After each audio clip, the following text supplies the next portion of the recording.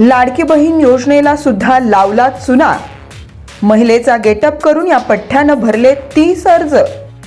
लाडकी बहीण योजनेतील मोठा घोटाळा आला समोर। राज्य सरकारच्या लाडकी बहीण योजनेतील एक मोठा घोटाळा समोर आलाय।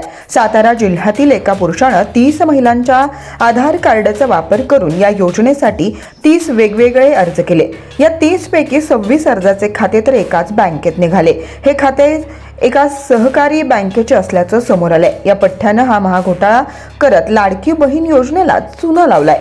या खात्यात ही रक्कम जमा झाली। या प्रकरणात पनवेल तहसील कार्यालयात तक्रार दाखल केल्यानंतर हा सर्व प्रकार समोर आलाय।